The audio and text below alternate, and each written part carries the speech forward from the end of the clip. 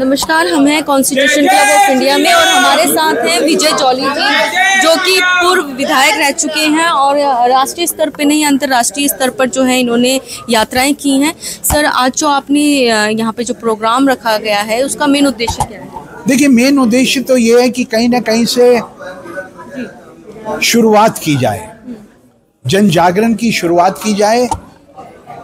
और बांग्लादेश में हो रहे दुर्भाग्यपूर्ण घटनाक्रम के ऊपर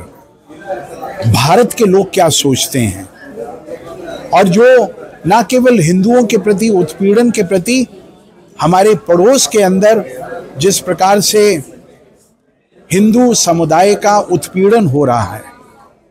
एक हिंदू होने के नाते ये मैं अपना फर्ज समझता हूं कि हम इन दुर्भाग्यपूर्ण घटनाओं के प्रति न केवल भारतीय समाज का अपितु वैश्विक स्तर के ऊपर भी जनजागरण करें,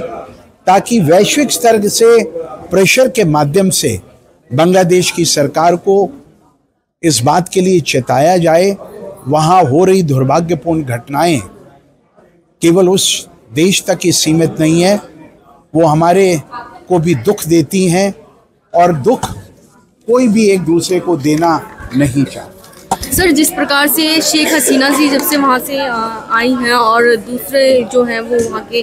प्रधानमंत्री जी नियुक्त हुए हैं, तो तब से घटनाएं ज़्यादा देखने को मिल रही हैं। क्या कुछ कहना चाहेंगे? 5 अगस्त 2024 को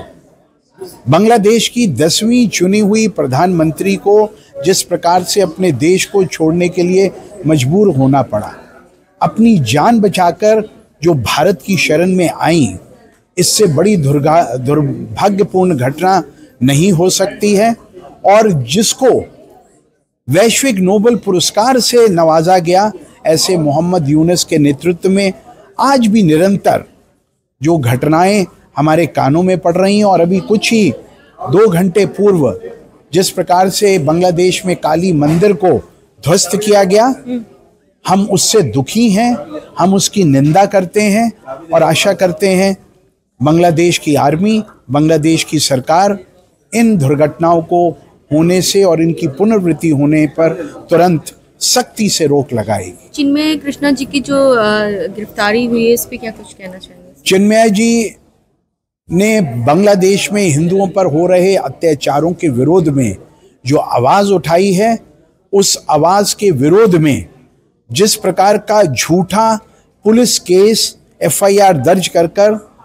उनको प्रताड़ित किया जाता है, वो वास्तव में निंदनीय है।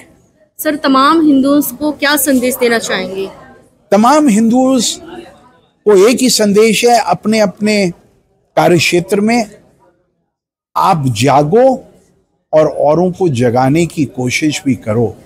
और जैसे कि अभी प्रमुख वक्ताओं ने कहा, अपनी शक्ति को पहचानो। अगर भक्ति को हम पहचानते हैं तो शक्ति को भी उजागर कर अपने समाज की रक्षा करने का अधिकार हम सबको रहना चाहिए। Thank you sir. सहमत है कि हमारे चिन्मय प्रभु की तत्काल रिहाई हो और हिंदुओं पर अत्याचार रुके, तो आप दोनों मुट्ठी तान करके हाथ उठा करके इस बात का समर्थन कीजिए, प्रभु चिन्मय मिशन की तत्काल रिहाई हो, प्रभु चिन्मय प्रभु की तत्काल रिहाई हो। बांग्लादेश में हिंदुओं पर अत्याचार खत्म हो, बांग्लादेश पर महिलाओं और बच्चों के साथ अमानवीय व्यवहार बंद हो। और भाई लोग, मैं आपसे कहना चाहता हूँ, अभी 2 घंटे पूर्व की